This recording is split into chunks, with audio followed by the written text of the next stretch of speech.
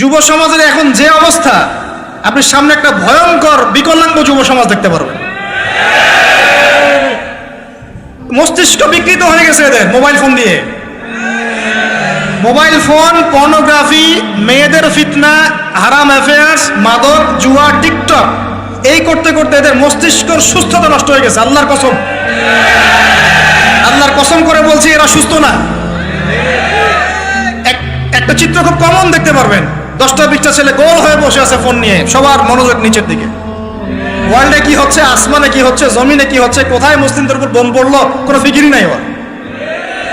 আপনি মনে করেছেন যে এই যুব সমাজ আগামীতে দেশের হাল ধরবে? আমি হলফ করে বলতে পারি কোনোদিন দেশের উপকার করতে পারবে। আপনি নষ্ট করে ফেলছেন যুব সমাজকে, নষ্ট করে ফেলছেন একদম।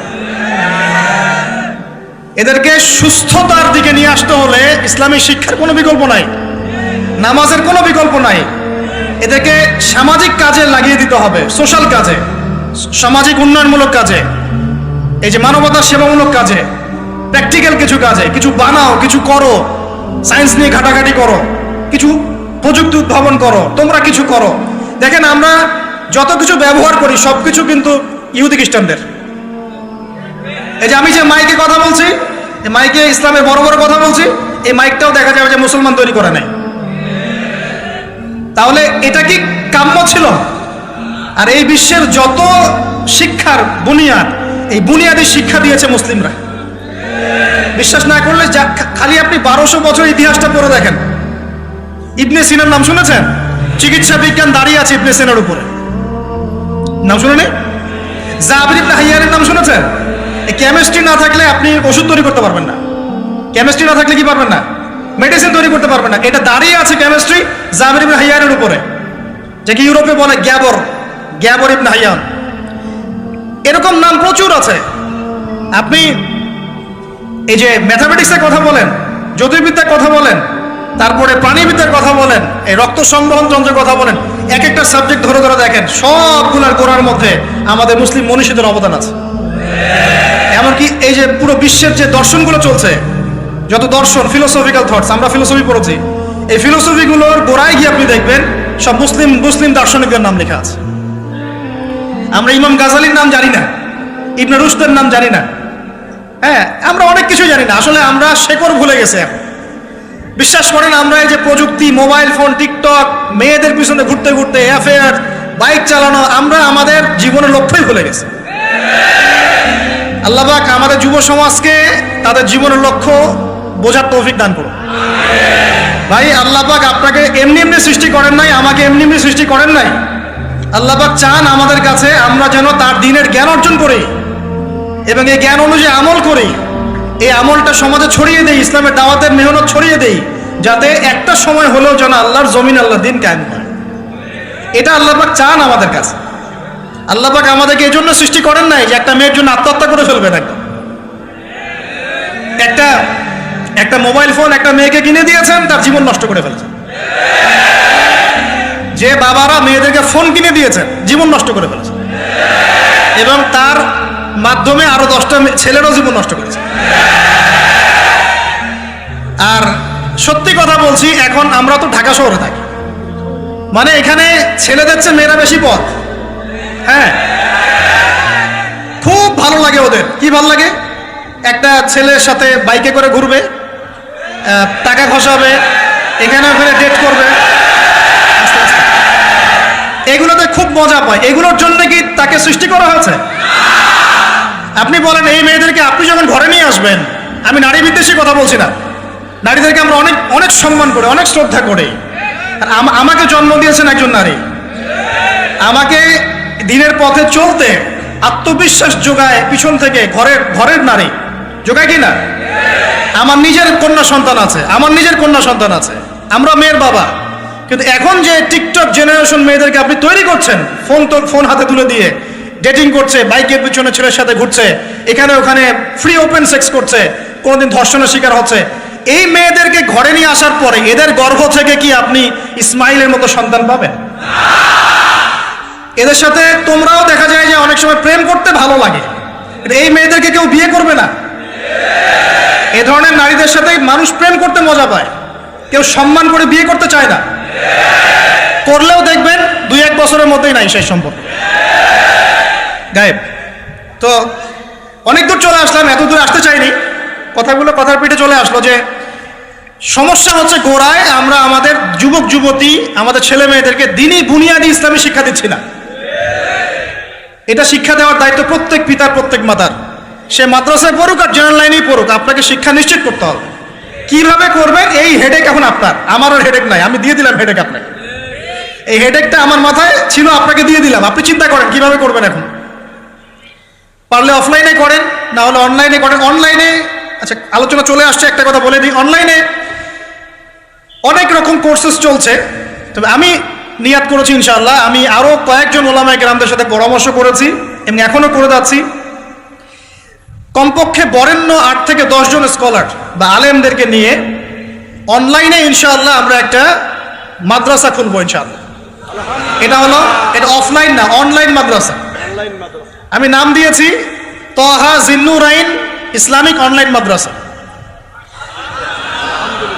আমি দোয়া করি আল্লাহর কাছে, আল্লাহ পাক যেন এই মাদ্রাসাকে কবুল করেন, এর ওসিলা করে আল্লাহ পাক লক্ষ লক্ষ কোটি কোটি যুবককে দ্বীনের জ্ঞান শেখার তৌফিক দান করেন, যুবতীদেরকে দান করেন, আমাদের ছোট ছোট সোনামণিদেরকে দান করেন, যারা অফলাইনে দিন শিখতে পারছে না আল্লাহ যেন অনলাইনে শেখার তৌফিক দান করেন। তো এখানে বেশ কয়েকটা লেভেলে বেশ কয়েকটা কোর্স লঞ্চ করা হবে ইনশাআল্লাহ। যেমন বাচ্চাদের জন্য বুনিয়াদি নুরানি কোর্স। আপনার বাচ্চা আছে ছোট, 4 বছর 5 বছর বয়স, ভর্তি করায় দিলেন, নুরানি কোর্স করবে, কোরআন তেলাওয়াত করা শিখবে। এরপরে হিপস, একটা হিপসের কোর্স, আপনি অনলাইনেই হিপস করবেন। যাদের বয়স 10 বছর হয়ে গেছে, 12 বছর 15 বছর, অনলাইন হিপস করবেন। আপনি চলে আপনার বয়স যদি 30-40 হয় আপনিও করতে পারবেন, আপনার ব্যাচটা আলাদা হবে। এরপরে হচ্ছে আমাদের জেনারেল ভাইদের জন্য, জেনারেল শিক্ষিত দিনী ভাইদের জন্য ইসলামিক ডিপ্লোমা কোর্স। এটা কেমন? এখানে 4-5টা লেভেল থাকবে। লেভেল 1 মনে করেন এখানে আপনার বুনিয়াদি জিনিস, আপনার আকীদা, আপনার কোরআন তেলাওয়াতের জ্ঞান, আপনার দৈনন্দিন জিকির আজগার, নামাজ, আপনার হাদিসের মধ্যে ফয়জুল কালামের মতো বই, ঠিক আছে, ইসলামের ইতিহাস, তারপরে ফিকহের মধ্যে ফিকহুল মুয়াসসার, এই ধরনের বই, মানে প্রাথমিক বুনিয়াদি যে জ্ঞানটুকু মাদ্রাসা দেওয়া হয় এটা ইনশাল্লাহ শিখবেন। এটা শেষ করার পরে যাবেন লেভেল 2। লেভেল 2তে গিয়ে আরও হাই ক্লাস কিছু বই পাবেন, ওখানে আরও কিছু সাবজেক্ট অ্যাড হবে, ইসলামিক পরিবার, ইসলামিক অর্থনীতি, ঠিক আছে, ইসলামিক জিওপলিটিক্স, এসক্যাটোলজি, এরকম কিছু সাবজেক্ট আসবে ইনশাল্লাহ। এটা দিয়ে আবার কপি করে সবাই বানানো শুরু করে দিয়েন না, আমি তো বলে দিচ্ছি আর কি। আর বানালেও আলহামদুলিল্লাহ কোনো সমস্যা নাই, এটাও দিনের খেদমত হবে ইনশাআল্লাহ। একজনকে দেখে যদি আরো 10 জন শেখে সমস্যা, কোনো সমস্যা। এভাবে লেভেল 3তে গিয়ে আপনি মাদ্রাসায় যেগুলো নাহু, হেদায়াতুন নাহু, হেদায়া কুদুরি, এই ধরনের বইগুলো পড়ানো হয় এগুলো শিখবেন ইনশাআল্লাহ। শেষ লেভেলে গিয়ে আপনি জালালাইনের মতো তাফসীর শিখবেন ইনশাআল্লাহ। মানে একজন মৌলানা সাহেব বলতে বোঝাচ্ছি, আমি তো আপনাকে ফকিহ বা মুফতি বা মুহাদ্দিস এরকম লেভেলের কথা বলছি। একজন আলেম, একজন জাননেওয়ালা, বুঝওয়ালা মানুষ যতটুকু দিনের জ্ঞান অর্জন করেন ইনশাআল্লাহ এই জ্ঞানটুকু আপনি লেভেল 1, 2, 3, 4, 5 এভাবে আপনি অর্জন করবেন ইনশাআল্লাহ।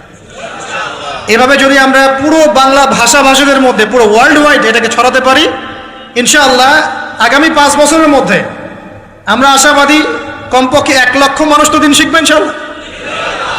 আল্লাহ পাক আমাদেরকে তৌফিক দান করুন। এবং এগুলো হবে খুব স্বল্প মেয়াদী, 6 মাস, 4 মাস, 6 মাস এরকম কোর্স, যাতে আপনি বিরক্ত না হন। কারণ আমি অভিজ্ঞতা থেকে দেখেছি 1 বছরের কোর্স মানুষ করতে চায় না।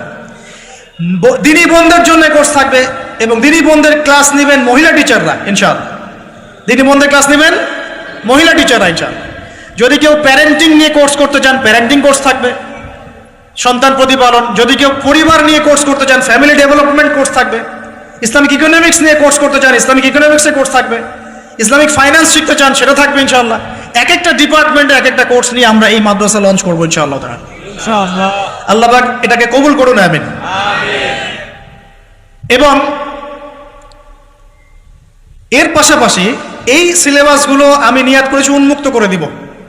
যে কোনো প্রতিষ্ঠান, দিনী প্রতিষ্ঠান, সেটা হোক ইসলামিক স্কুল বা ইসলামিক কলেজ বা মাদ্রাসা, তারা যদি এই কোর্সগুলো করতে চায়, করাতে চায়, সিলেবাস নিয়ে তারা লঞ্চ করতে চায় ইনশাআল্লাহ তাদের জন্য উন্মুক্ত করে দেওয়া হবে ইনশাআল্লাহ, যাতে করে সারা দেশের বিভিন্ন জায়গায় কোর্সগুলো ছড়িয়ে পড়ে। আমি জ্ঞানতাত্ত্বিক কথা এজন্য বললাম বেশি করে, প্রথম ফরজ আপনার উপরে ইকরা বিসমি রাব্বিকাল্লাযী খালাক, আমরা ইয়াংদের মধ্যে একটা সমস্যা দেখছি এখন, ফ্যান্টাসি। ফ্যান্টাসি ফ্যান্টাসি মানে আগে হয়তো মানে বিপথে ছিল, হেদায়েত পেয়েছে, ইসলামের দিকে এসেছে, এখন অনেক বড় বড় স্বপ্ন, মাশাআল্লাহ, স্বপ্ন দেখা ভালো, বড় বড় স্বপ্ন, বড় বড় ইচ্ছা, অনলাইনে বসে গরম করে ফেলছে একদম, ফেসবুক গরম, ইউটিউব গরম, হ্যাঁ, ব্লগ দিয়ে ভর্তি গরম, কিন্তু বেসিক যে কোরআন তেলাওয়াতটা করা শিখবে সেটা ঠিক নাই।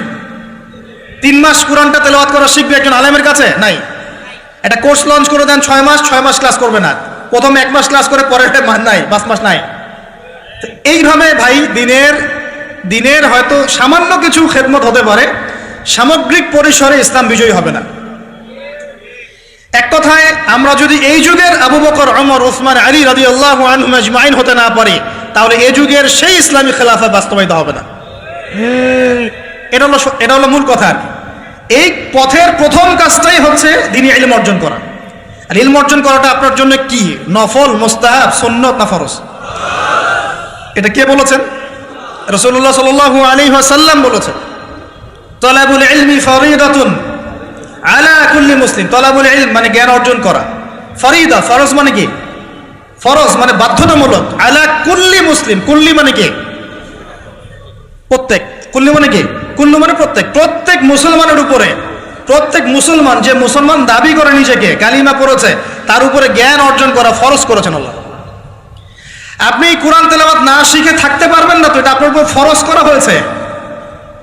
নামাজ কি পড়ছেন, কি বলছেন, এটা আপনাকে শিখতে হবে, তো এটা ফরজ করা হয়েছে। আজান দেওয়া শিখতে হবে, ইকামত দেওয়া শিখতে হবে, ইমামতি করার যোগ্যতা অর্জন করতে হবে। এই মালয়েশিয়ার একটা ভালো জিনিস দেখলাম যে ওখানে প্রাইমারি লেভেল থেকে, মানে স্কুল লেভেল থেকেই এই মাদ্রাসা এবং মানে জেনারেল এটা আলাদা করে করে কোনো প্যাটার্ন করা নাই, এটা একসাথেই প্যাটার্নটা করে দেয়া। মানে আপনি স্কুলে ভর্তি হলে, স্থানীয় স্কুলে বা কলেজে যেভাবে তারা সিস্টেম করেছে, ইসলামের বুনিয়াদী শিক্ষাটা বাধ্যতামূলক শিখতে হবে। যে কেউ, তাদের সিভিলিয়ানদের মধ্যে যে কেউ ইমামতি করতে পারে, মাশাআল্লাহ। এটা আমাদের করা উচিত ছিল না? আমরা কি মুসলিম প্রধান দেশের অধিবাসী না? আমরা জোর দাবি জানাই যে শিক্ষা ক্ষেত্রে একটা আমূল পরিবর্তন নিয়ে আসতে হবে ইনশাআল্লাহ। একদম প্রাইমারি লেভেল থেকে ইসলামিক শিক্ষাকে আমাদের দেশে বাধ্যতামূলক করা হোক। মাদ্রাসা শিক্ষা মাদ্রাসায়, আবার সেকুলার শিক্ষাতে, এই দুদিকে চলছে। তাহলে একজন ব্যক্তি যে এই যে স্কুলে ভর্তি হলো, আপনার ছেলে এখানে 10 বছর পড়বে, এসএসসি পরীক্ষা দিবে, এইচএসসি, তারপরে অনার্স মাস্টার্স, এই 20 বছরে ইসলামটা শিখবে কি? যতটুকু শিখছে এই শিক্ষাটা তো প্র্যাকটিক্যালি প্রয়োগ করতে পারছে না। আর এই জায়গা থেকে যখন কেউ উঠে আসছে, তখন সে তো উম্মার দায়িত্ব নিতে পারছে না। তাহলে ব্যাপারটা কি এমন যে আমরা এদিকে শুধু দুনিয়ার চর্চা করব, আর মাদ্রাসা লাইনে যারা পড়ে তারা দিনের চর্চা করবে? দিন চর্চা করার, দিন পালন করার, প্রচার প্রসারের আমাদের কোনো অধিকার নাই? তাহলে এই শিক্ষাটা অর্জন করলে কি আমরা কি সবাই কি খারাপ হয়ে যাব? আমরা যদি ইসলামিক শিক্ষা শুরু থেকে দেওয়ার চেষ্টা করি বাচ্চাদেরকে, প্রাইমারি লেভেল থেকে, আমাদের বাচ্চারা কি নষ্ট হয়ে যাবে? এই জিনিসটা আল্লাহ পাক আমাদের সমস্ত ঊর্ধ্বতন কর্তৃপক্ষদেরকে বোঝার তৌফিক দান করুন। আল্লাহ পাক আমাদের ঊর্ধ্বতন কর্তৃপক্ষদেরকে এই বিষয়টা বোঝার তৌফিক দান করুন যে ইসলামী শিক্ষায় কল্যাণ ছাড়া অকল্যাণ কিছু নাই। এখানে যদি অন্য ধর্মাবলম্বী কেউ থাকেন, সে তার ধর্ম চর্চা করবে, কোনো সমস্যা? আমরা আমাদের ধর্ম শিখবো ইনশাআল্লাহ। তো এই জিনিসটা আমাদের বুনিয়াদী শিক্ষা। এখন যদি আপনি না পারেন, এখন আপনার কাছে ওই পাওয়ার নাই, ক্ষমতা নাই, ইমপ্লিমেন্টের সুযোগ নাই, তাহলে কি করবেন? তাহলে এখন যে আপনি 20 বছর পড়াশোনা করে ফেলেছেন জেনারেল লাইনে, এখন কি করবেন?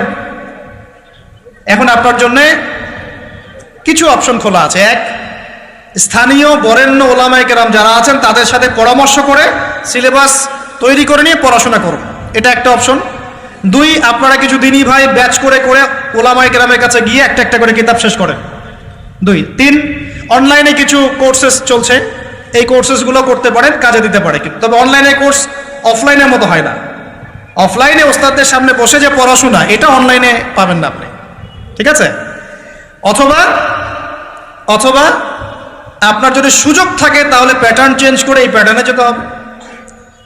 এগুলো ছাড়া তো আপনার সামনে কোনো অপশন খোলা নাই। যে আমরা যদি মাদ্রাসাগুলোতে এবং আমাদের শিক্ষা প্রতিষ্ঠানগুলোতে জেনারেলদের জন্য আরবির কোর্স আর মাদ্রাসা শিক্ষার্থীদের জন্য জেনারেল কোর্স রাখি, তাহলে উভয়ে শিক্ষিত হতে পারবে। চা মনে করেন এই ভাই মাদ্রাসায় পড়েছেন, মাশাআল্লাহ, তিনি মাদ্রাসার সব জ্ঞানই রাখেন আলহামদুলিল্লাহ, কিন্তু সায়েন্স শিখতে পারেন নাই, নামাজ শিখতে পারেন নাই, ওযু শিখতে পারেন নাই। এখন এই ভাইকে কি করবেন? এই ভাইকে ইসলামিক কিছু ডিপ্লোমা কোর্সের আওতায় আনতে হবে, এনে অফলাইন বা অনলাইনে শিক্ষা দিয়ে তাকেও মানুষ করে গড়ে তুলতে হবে। এই তো যদি আমরা চিন্তা করি, আমরা চিন্তা করতে হবে আমাদেরকে জাতি নিয়ে, বড় বড় কথা বললে হবে না তো।